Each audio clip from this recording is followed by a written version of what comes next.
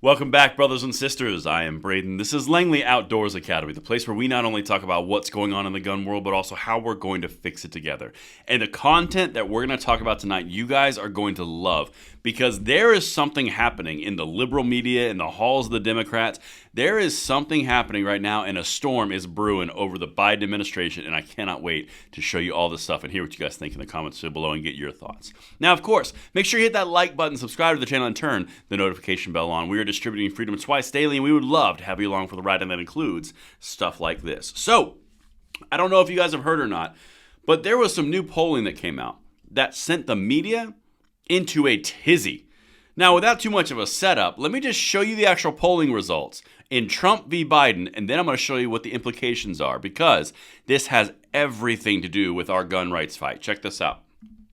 New ABC News Washington Post poll suggests former President Trump has a stronger than ever lead over President Biden, 51 to 42% in a hypothetical head-to-head 2024 matchup. So let's go ahead and bring in ABC News political director Rick Klein. Good morning to you, Rick. So good to see you there. So the big question right now, is President Biden in trouble?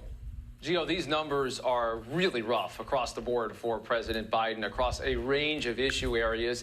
And on that big number, 51-42, I should note that is well outside of what we've seen in other recent polls. This poll is an outlier. Other recent polls, our partners at 538 have done an analysis that have it more like a 1 or 2 point race. But whether you think this is going to be a couple of points in either direction, you have to recognize that right now the country is frustrated. Looking inside this poll, the perceptions of the economy are just plain bad.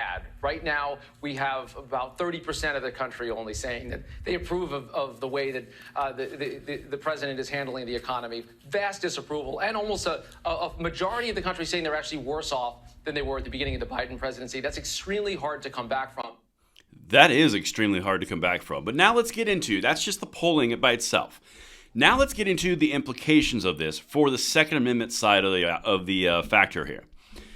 What we are seeing, and this is my opinion, you guys can let me know what you think in the comments below, but my analysis and my opinion is you are seeing the media so scared of Trump potential being president again that they are abandoning Biden. They are putting pressure to get him out of the ticket. Now, if you hang into the third clip, which I'm about to show you, and this is going to be like a 6-minute video, so hang in there, you're going to start to see where they're really going with this, because this is massively important. Actually, it might be the fourth clip. This is about downing Biden and potentially putting in someone else in the place for that ticket.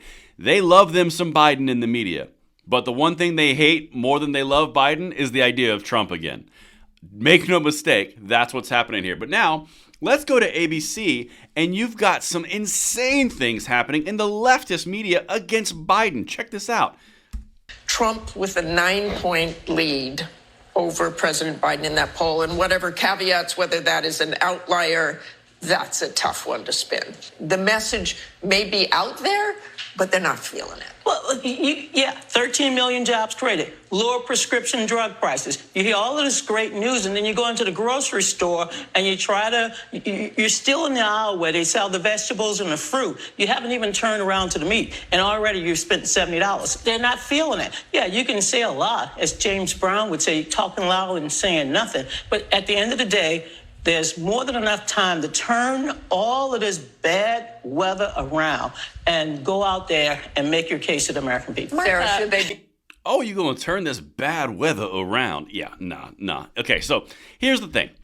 They're hitting them on the economy. They're hitting them on gas prices. They're hitting them on food prices. They're hitting them on all the things that they covered up for about 2 years. Why? Ask yourself why. They are so scared of a potential Trump presidency the second time around that they are throwing him under the bus to get someone potentially different with a little more vigor. Now, in the last clip I'm about to show you, they're going to say basically there's a balancing act. And again, the Second Amendment rights ties into this because Biden is a well-known anti-two-way candidate. So is Harris, so is the entire administration, and all those pulling the strings. That's why you're seeing them move politically towards gun violence as their move. That's the entire thing. It's a political move. We're going to cover that even more. That's why I need you guys to be here with me so we can cover all these angles, because it's about to get fast and furious, so to speak. Hey, ATF.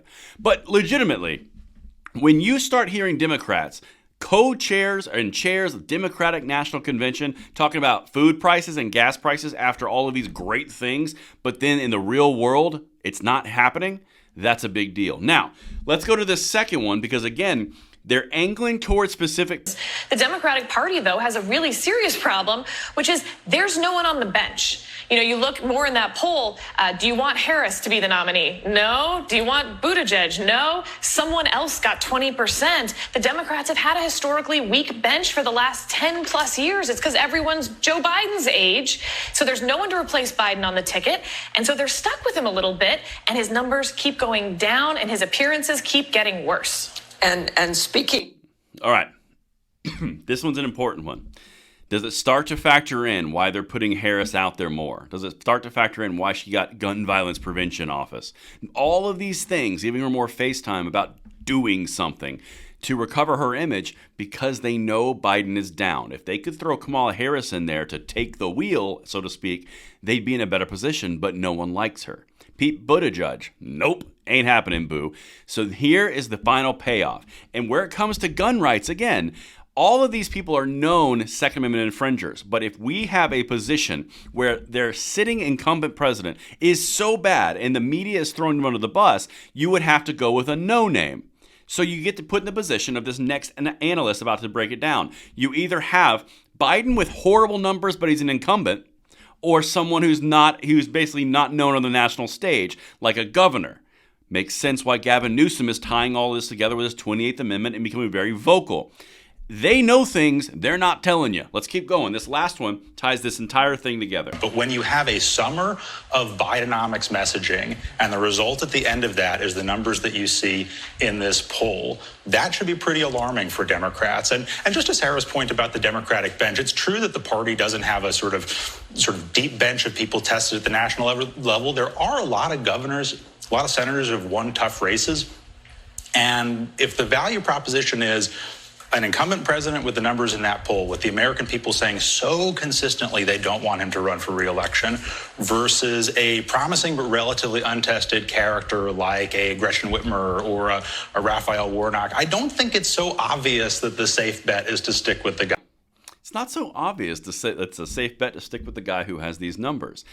Understand that this is what's happening on the back end. You've got the media and the Democrat elites trying to push Biden out while the other part of the Democratic Party is trying to keep Biden in. There is an infighting happening. Meanwhile, you have relatively promising but no-name candidates like a Gretchen Whitmer or a Gavin Newsom, governors, so to speak, both of which probably would not have a chance of getting elected. Whitmer would probably be better off getting elected than Newsom. Both are bad for the 2A. But the reason that I'm bringing all this together is because specifically when you are this split on a Democratic ticket or a Republican ticket, any kind of ticket in this manner, you have a lesser chance of winning than you have a greater chance of winning. They're pushing him out. Something is happening under the ground in the underswell that they don't like. And again, just to reiterate, this is good for our gun rights because legitimately the Democrats might lose all power because of this struggle that's going on. They don't want Biden, but they don't have anybody else.